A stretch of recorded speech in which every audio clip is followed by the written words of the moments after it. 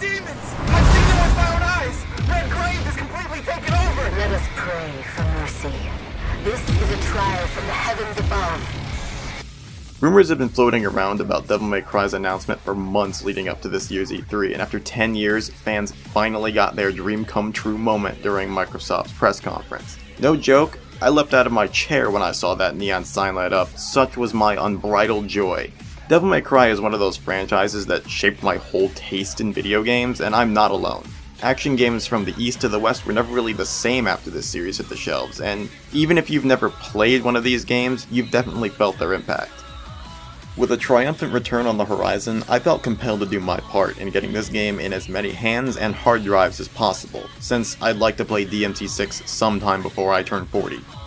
That means helping out prospective new players that might have gotten grabbed by the sick trailer but are maybe intimidated by the 5 in DMC5, or players whose only experience with the series was the DMC Devil May Cry attempted reboot. If you're one of these people, you might be wondering if it's possible to catch up or if it's even worth it. The answer to both of those questions is yes. All the previous games are extremely easy to get a hold of, whether you're on PS4, PC, or Xbox. In order to guide newbies in, I'll be going through each game in release order across this intended series of videos to explain the history of each game, its basic story premise, its gameplay, as well as some advice to help smooth over your first playthrough experience. As a disclaimer, I won't be diving too deep into the stories of these games, as I want these videos to encourage newcomers to appreciate the whole series for themselves, and spoilers can put some people off. If spoilers are what you want, well, these games are pretty old, they won't be that hard to find. For everyone else, we've still got a lot to get through, so let's not waste any more time. Let's kick this off right, and I'll see if I can't help you get into. Let's rock, baby.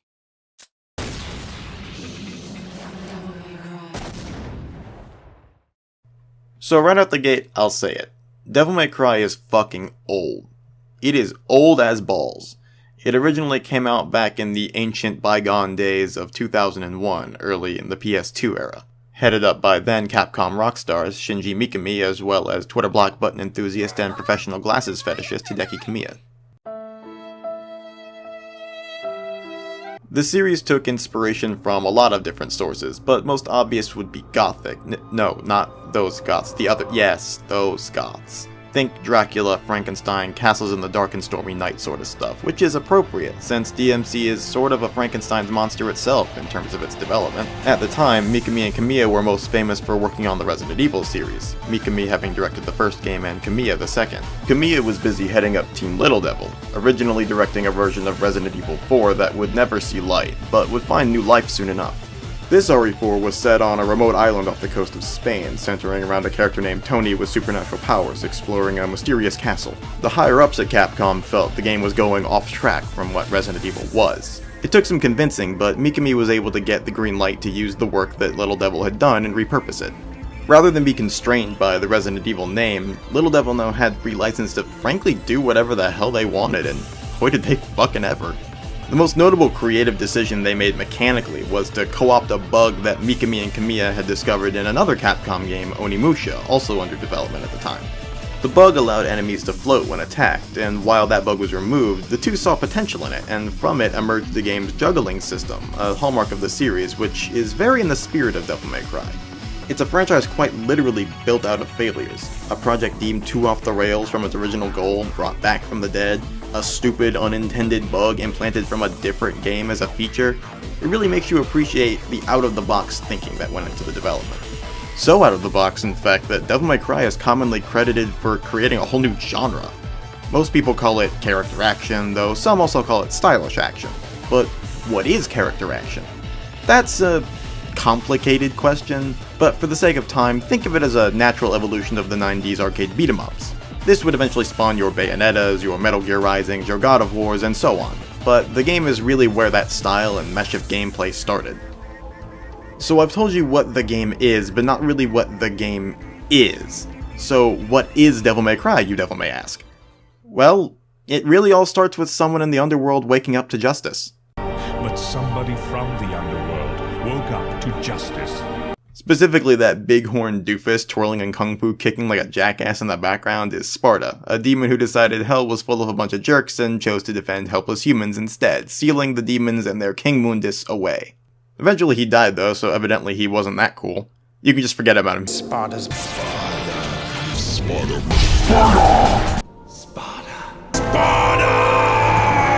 Enough already! Definitely not important. Instead, the games mostly follow his gorgeous son, Dante. I'm his son, Dante. Seriously, look at this anime fuck. Dante is a demon hunter with a love for guns, swords, and dope-ass coats who runs a charming little mom-and-pop demon killing shop called Devil May Cry. He's joined by Trish. This is Trish. She's a mysterious lady with an incredibly uncomfortable looking outfit and perpetually bulging eyeballs that serves as the trigger for the game's plot, as well as some truly clunky as hell exposition. So, you must be the handyman who'll take any dirty job. Am I correct? You're the man who lost a mother and a brother to evil 20 years ago. The son of the legendary Dark Knight Sparta, Mr. Dante. In this business, a lot of your kind comes around. And if I kill each one that comes, eventually I should hit the jackpot sooner or later. In that case, you should be used to this sort of thing. Oh yeah, also she has lightning power, so maybe don't...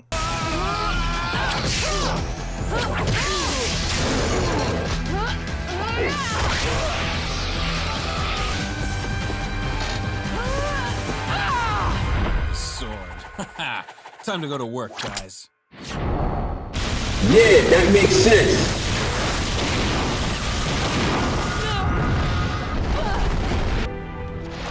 You were the first one to know about my vengeance. Looks like I'm getting closer. It looks like Dante's got her on the ropes. That is, until Trish decides to drop a plot bomb. I'm not your enemy. My name is Trish.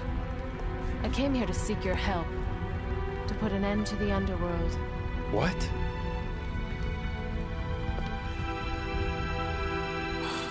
But yeah, that's basically Dante's whole stake in the plot. His mother was killed by a demon when he was a kid, and ever since then he's been out for blood, hoping he'll get his revenge. My vengeance. Trish offers him a job he can't refuse, as Mundus is attempting to bust out of hell from a place called Malay Island, and as Sparta's son, he has the best chance of anyone of stopping him. Dante, being a generally pretty good dude, and also curious as to why Trish looks so much like his dead mom, bet that won't come up, decides to sit out with her.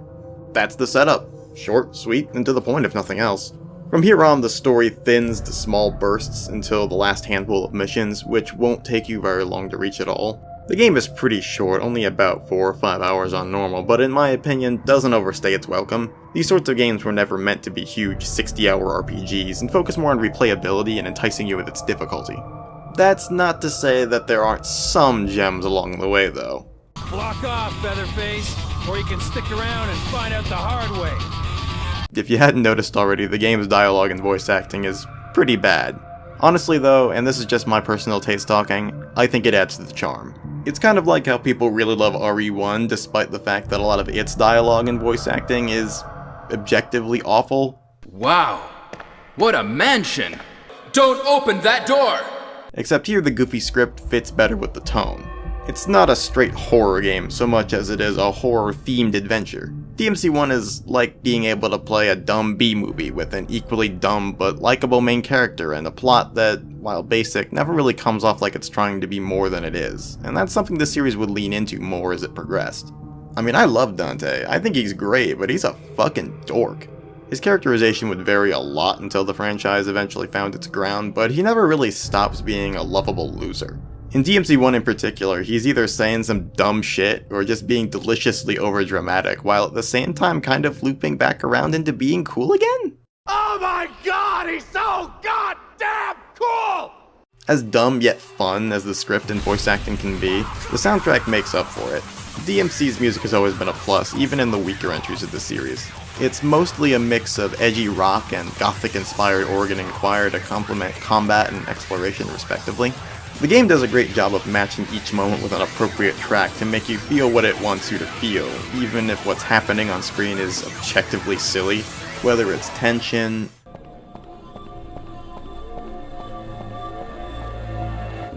awe,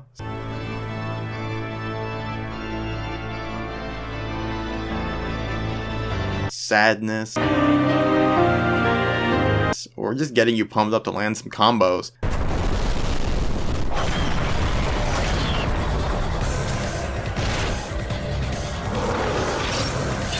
DMC has it covered. Even the song When You Die sounds good.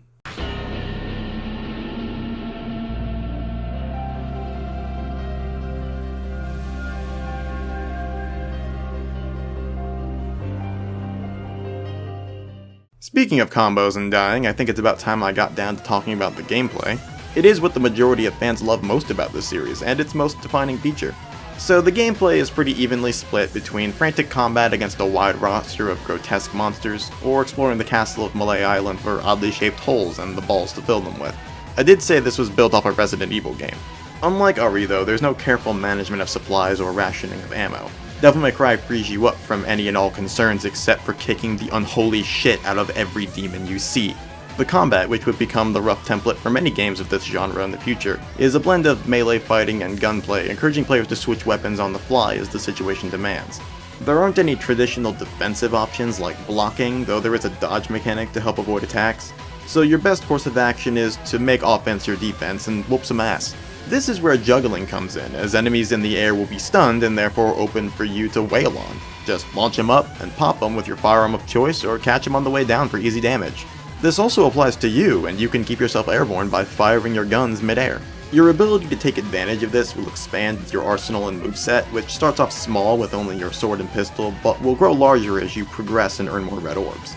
Red orbs are DMT's currency/experience. You use them to either buy items and upgrades, or new moves for the weapons you've collected. They can be found just laying around or hidden away, so don't be afraid to do some investigating by jumping around or whacking shit that ain't bolted down. Usually though, you earn them by killing enemies, and the better you do, the more you get. What I mean by that is, at all times, the game judges your performance and assigns you a rank, and this is one of those classic character action staple mechanics. Before achievements or trophies, there were the DMC performance ranks. Whether during individual combos or at the end of missions, you'll receive a letter grade ranging from D, dull, to S, stylish, hence stylish action. This makes it easy to tell how well you're doing and gives you a goal to constantly chase from mission to mission, adding to the replay value. You get more red orbs by playing well, which allows you to purchase more resources between missions or at the shiny statues, which in turn allows you to play better. All items are available for purchase pretty much from the start, and range from new moves, consumables, yellow orbs, which are basically extra lives, and health and DT meter upgrades. DT standing for Devil Trigger. Yeah, for those of you new to the series, pulling your Devil Trigger is quite literally a mechanic. Very early on, you'll access these funky looking scribbles below your health bar. When at least 3 of these are lit up, you press L1 to for a limited amount of time. This new form actually changes depending on what weapon you have equipped, and not only gives you access to new moves, but variations on combos you already have. And to top it all off, check that shit out. Being the son of a legendary demon has its perks. Who knew? But wait! There's more! Hang on to your seat, baby! Some of the enemies in the game have weak spots that you can exploit by attacking them from certain angles or by countering certain attacks. Think of them as critical hits. You land a blow there and you get a one-hit kill and a red orb bonus. This mechanic is pretty cool, and it unfortunately doesn't make a return in the future, but it adds a smidge of extra hidden depth to the game, and can be tricky to master. If you want to do everything there is to do in this game though, it's a skill you'll need to develop. The first secret mission of this game is practically impossible to complete without it. Oh, yeah, this game has secret missions too. 12 of them hidden throughout the game. They pit you against an assortment of enemies with some sort of objective or limitation placed on you for extra difficulty. Some are harder than others, but they all give substantial rewards. Tons of red orbs and a blue orb fragment. Think of those as heart pieces from Zelda, get 4 health bar go up, which you'll need because this game doesn't pull punches. This game likes to throw a lot of enemies at you, which are no joke. Except maybe the flies. Okay, most of them are not jokes. That's to say nothing of the bosses, who are challenging but not impossible. There isn't a huge roster, but you will be fighting each twice at the very least. Some of them maybe aren't the most original designs in the world. Itsy bitsy spider went up the water spout. But there are others that you'll be dying to face that second or third time. There's no shortage of danger on Malay Island, and it'll keep you on your toes until the very end. Luckily, I'm here to give you a few general tips for surviving your first go at this game before we wrap things up. So like I mentioned before, Devil May Cry is old as shit, especially when it comes to the camera. I think it should be obvious that I love this game, but I won't lie, its camera is terrible about 50% of the time. It has the old school Resident Evil fixed angles, which worked fine for that game since it was much slower and more methodical, but Devil May Cry is significantly faster and has many more movement options. I mean, you can't even jump in old Resident Evil games, and here you can clear a goddamn school bus. There were going to be issues. It could add some artificial difficulty to an already difficult game, since you can pretty easily get whacked by stuff from off screen, or worse, get knocked back into a new camera angle you weren't ready for. At its worst, you'll need to juggle enemies and stage hazards while fighting against the camera, and things can become a chore. Unfortunately, there really isn't much to be done about this except to be careful about where you place yourself. Platforming can also be annoying because of this, but there are invisible walls to keep you from running off platforms, so an easy way to make sure you'll land your jumps are to just run against those walls in the direction you want to go. Technically, this counts as a running start, so as long as you line it up, you should land consistently. I should also go into the ranking system a little more because it's a little misleading. At the end of every mission when the game gives you a rank, it will tally up your time and the amount of orbs you collected. These two factors are definitely the most important, but there's a whole lot more that goes into your ranking than just that. The game also keeps track of stuff like how many times you re-entered rooms, how many times you avoided combat, that is, how many times you left a room with enemies alive, how well your combos scored, how many items you used, and how much damage you took. Most of this comes down to knowing where you're going. The game provides a handy map of the castle in the pause menu, as well as getting through combat as quickly as possible with a good averaged combat rank. Now, if this is your first time playing, I would advise not worrying too much about your rank too much, and instead just spending the game experimenting and getting comfortable with how it plays. Besides, trying out all the crazy attacks and weapons are half the fun of these games, and I feel you'd be robbing yourself of a good experience trying to optimize yourself right away. You have a deceptively wide range of moves from the start of the game other than your basic 3-hit combo. Obviously you have a downward attack from the air, but you also have a launcher. When locked on to an enemy with R1, if you hold the analog stick in the opposite direction Dante is facing when you melee attack, you'll knock enemies into the air. This opens them up to juggles, primarily performed in this game with your guns, since the guns are more combo filler than actual damage dealers. Not counting the grenade launcher. You can also play with your basic combo by delaying inputs or holding the attack button depending on what you're using. You'll probably settle into a bread and butter after a while, but if you need a change of pace, melee weapons can be quick switched by clicking R3, and flicking lets you taunt like an asshole to build DT and style points. That all said, if you're having trouble, this game is pretty lenient on repeat combos. In later games, your combat ranking will drop dramatically for using the same attack over and over again. If you just continue to press the same button like X, X, X, and Y, Y, Y, and X, X, and Y, Y, Y again, you'll be sucked. In this game, not so much. It's more about not getting hit and dropping the combo entirely than it is about going through your move list. So if an enemy or boss is really kicking your ass, just pull out your favorite move and go to town. Specifically, there are a few enemy types in the game that are essentially able to no-clip through the environment. Since they can fly, they're generally pretty hard to combo and are just plain annoying. Short of landing the crits that they may have, really the best way of dealing with them is to either shoot them or hit them with your aerial attack. I would still recommend practice though, since if getting better ranks is a goal you're striving for, the absolute worst thing you can do to your score is to use consumables. Not only do health items or temporary power-ups give you a huge penalty, but the more you buy them, the more expensive they get, keeping you from buying moves and upgrades. That might feel a little unfair, especially since even on normal this game can rock you, but it's an important early hurdle to mount, and with enough practice you'll never need them. Hell, this footage you're watching of me using a holy water is the first time I've ever used one.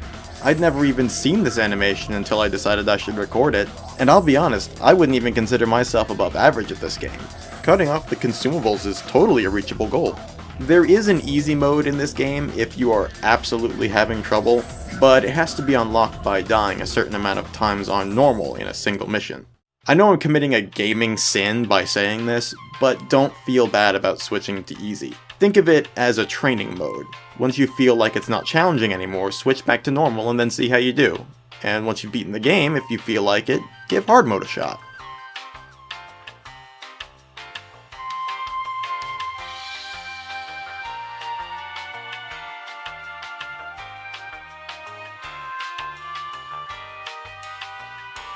If you'd rather not play on easy, then short of buying the healing items, a good way to manage your health is to invest in and use your Devil Trigger often. The more DT meter you have, the longer you get, which means you regen more health. It's also a pretty powerful form with some hard-hitting attacks, so you can easily keep up a brutal offense to end fights quick. Don't be shy about using it either, the game is pretty generous in this regard and you can build it back up in no time. Also, keep an eye out for yellow orbs, since you can find them in some missions. If you run out and die, you have to start the whole mission over again, rather than at a checkpoint.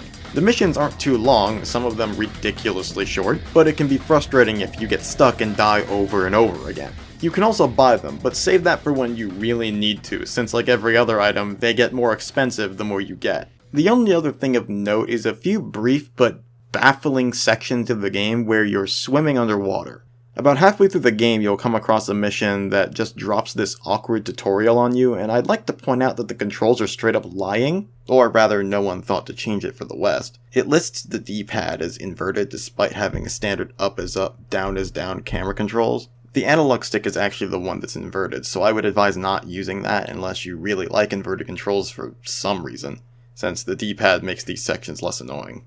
That said, they still kinda suck. Most of the issues with this game can be traced back to its age and its venturing into a lot of untested waters, but this is just bad.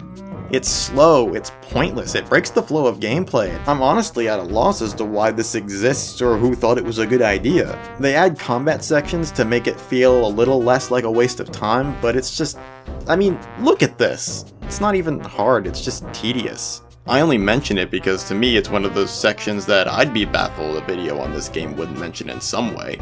Anyway, you can progress through doors and openings like normal, but to get back to shore you have to stop moving and tap X again. I remember on my first playthrough it took me an embarrassingly long time to figure that out, so I'll spare you that shame. It comes off as a needless diversification of gameplay, but what kills me is the game does do something like this near the end, but actually good. The final boss has its own unique gameplay section, and while avoiding spoilers, I will say that I hope you're good at Space Harrier.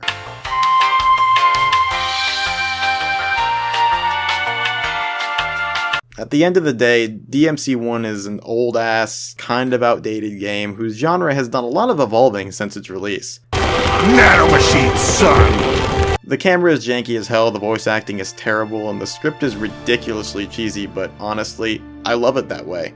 Not everyone who gives this game a shot is gonna love it. Maybe not even like it, especially if you've had experiences with games like Revengeance or Bayonetta, and take those expectations in with you, since it is on the dated side. The best advice I think I can give is to try and appreciate it for what it was in 2001, rather than what it is in 2018. Do you need to play DMC1 to understand the lore of Devil May Cry as a whole? Well, not really, since the games are pretty isolated from each other, but there are characters and items in this game that will make certain parts of later games resonate more. More than that though, DMC1 isn't just the first Devil May Cry story, it's a time capsule. It's the origin of a highly influential franchise, and seeing and playing the game even once for yourself will give you a real appreciation for how the series would streamline its gameplay and increase its complexity, as well as change and evolve in tone and characterization. If you've been on the fence about giving these games a try, or the E3 trailer for DMC5 caught your eye, then this is a great place and time to start. Like I mentioned at the start of this video, the first 3 games are available on an HD collection for a cheap $20 if you've got a PS4, PC, or Xbox, or hell, even a PS3 or 360. DMC4 is similarly available on current gen with its special edition, which adds a whole slew of new content just for that release, which we'll get to later. I hope this video helps some of you out there to understand this game a little better and feel more confident about jumping in. If you end up enjoying it, I consider that mission accomplished. And if DMC1 just doesn't end up to your taste, there are still some great games for us to talk about that improve on the foundations laid here, and I'd still encourage you to give them a shot. That's the great thing about Devil May Cry as a series. In some way, every game gets better. Every game gets better. Every game gets better. Every game gets better. Whew, well, that's my first YouTube video down. Thank you all for watching, if you made it all the way to these credits. I really appreciate it, and I hope I did a good job. I hope I represented this game well and was entertaining and informative. If you'd like to see more videos like this, I promise there are more coming. I'm slow, but they're coming. Don't hesitate to hit that subscribe button, click the like on this video, click the little notification bell, because YouTube, I really do love this game, I really do love this series, and I hope I've done well in representing it to people who are not as experienced with this genre and this series, If you've got friends who are looking to maybe try out this series, please show them this video if you think it would be convincing to them. I really do want as many new players in this series as possible so that I don't have to wait, and you don't have to wait another decade for a Devil May Cry game. Devil May Cry 4 came out when I was in high school, and I am now done with college. Oh god. If you'd like to keep up with any progress that I'm making on any future videos, like the DMC2 video that'll be upcoming, I do have a Twitter account that I admittedly barely use, but it's there. And I also have a Tumblr account where I mainly shitpost, but I'll probably end up putting updates on videos that are in progress on both of those. So you can follow me there if you'd like. And on a final note, I would like to take a moment to thank my friend over on Tumblr, Jenny Wynn, for making this piece of art for my video. She saw that I was using a stock photo and became so offended that she just put this little thing together for me for the video. So I'm going to put a link down to her art blog in the description out of thanks. Please go follow her. She is very talented. So yeah, thank you again for watching. Really excited for Devil May Cry 5, and I hope you guys are too, and I will see you on the next one.